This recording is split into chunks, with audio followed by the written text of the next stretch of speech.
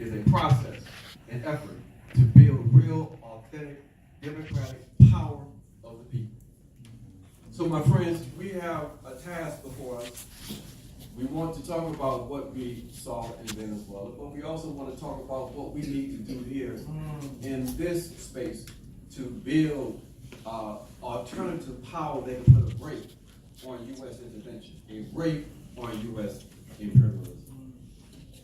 Now, we have seen the plan unfold. 2015, Barack Obama declared that Venezuela was an unusual and extraordinary threat to the national security of the U.S.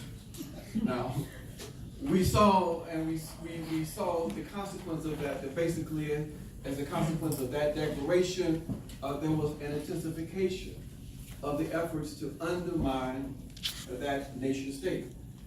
That process intensified in 2010 when they artificially devalued the currency. It continued when they persuaded the Saudis to increase oil production. That had the effect of reducing income for not only Venezuela but also Russia and Iran.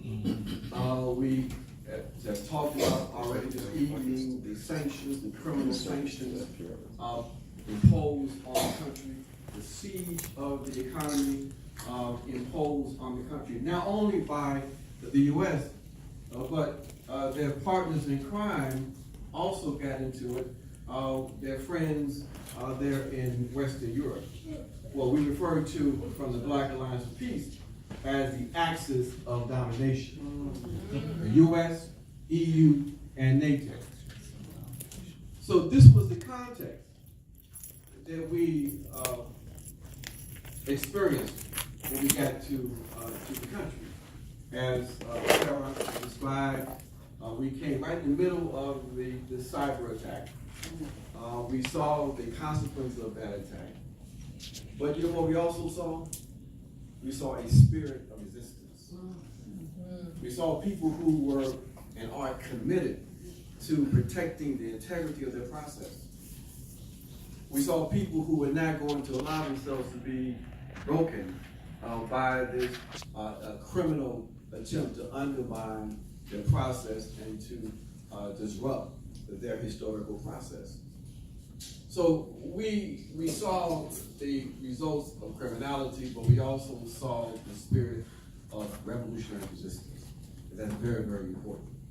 It's very important for us to not only see that, but to come back here and to talk about that.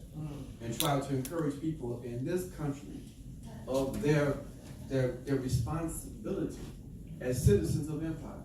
That's right. That innocence is to be immoral. You cannot allow yourself to not know what is happening by this state around the world in your name and my name.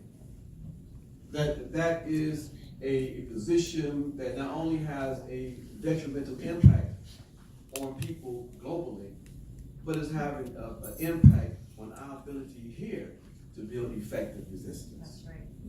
So we have to talk about this experience, but we also have to put it in context. Now, the question became, when we talked about the U.S. or the Obama administration declaring that Venezuela was a extraordinary threat, we all laughed because it's like laughable. But if you think about it, it's understandable. What did Venezuela do to the U.S. to have that position, have that celebrated position? All they attempted to do was to provide an alternative model of development, an alternative model of democracy, an alternative model of social organization, and to assist other peoples and nations in the Caribbean and Latin America to develop an alternative model. And because of that crime, they became a threat to U.S. interests, because the U.S. interest is to keep people in subjection. It is to try to convince the people that there is no alternative to this madness. That what we see in the U.S. is, and Europe, is the apex of human development. And that we cannot imagine anything beyond this. So any attempt to try to refute that madness is undermined. It's an attempt to destroy it. And that's what they have been doing with Venezuela. They put the economy under siege. They steal the resources. They launch cyber attacks. And then they say to people around the world, look, this is socialism in Venezuela. Yeah. I mean, there's something psychotic about that. Yeah. And psychotic in the sense, too, that people are not even making connections. They hear about the fact that there are sanctions. They have seen that the U.S. is involved in undermining the economy. They have heard stories about the fact that they have blocked food supplies and medicine. But then when Trump and his Democratic supporters say that what we see in Venezuela is a natural consequence of socialism, they're not making the connections. But we have to make those connections. We've got to wake people up. We've got to move people back to a place of rationality.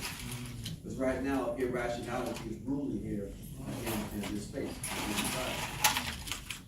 So our responsibility is to put this in context. The concern with Venezuela is the concern with undermining the progressive advancement of the people. It is about undermining Bolivia. It is about undermining Nicaragua. It's about retargeting Cuba. It's about targeting any attempt on this planet to try to build something different from what we see today. So we've got to understand that we are in fact in a war, that war extends beyond Venezuela, that war is unfolding here in this country. And we are in fact making those connections. We say that the militarism and aggression we see in Venezuela, in Africa, in Asia, is just the flip side of the war being waged here in this country. Yeah. The domestic army that we refer to as the police that engage in criminal activities that murder people with impunity. That's right. The mass incarceration, the preparations for popular resistance that these domestic army units are engaged in by allowing themselves to be trained by the apartheid state of Israel. All of these things are connected and reflect the war that we are in fact involved in. So again, our responsibility is to in fact tell the story. One way in which we can begin to bring people to a place where we don't allow what the U.S. state is involved in to escape public scrutiny and popular discourse is that in this upcoming electoral arena, this 2020 election that's coming next year, we have got to make this issue of war and militarism a central component of the national discourse. That's right. That's right. Now, there's certain things that we can do. I'm going to end on this so we can get into Q&A and talk about more details that we saw and what we do. But I think in terms of us making sure that we begin to bring people back to a place where there's a sense of morality, where we make sure that someone that defines themselves as progressive cannot escape taking a definitive position on an issue of war and militarism. We've got to do a few things. We should say that any individual who is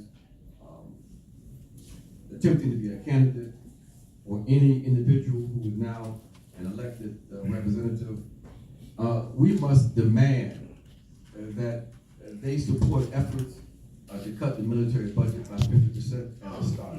All right. That's right.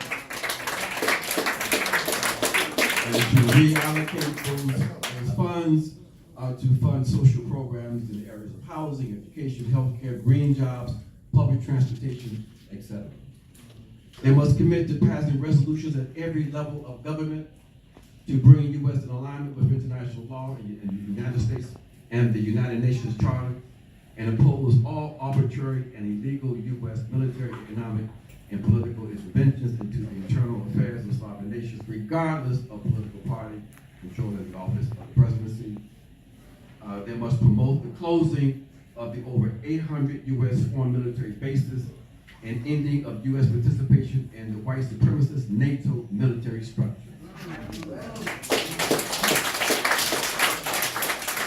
They must call for and work to close the U.S. Africa Command and withdraw all That's U.S. right. military personnel from That's Africa. right. That's right. They must commit to ending the militarization of police forces through the Department of Defense 1033 program that transfers millions of dollars worth of military equipment to local police forces. That's right.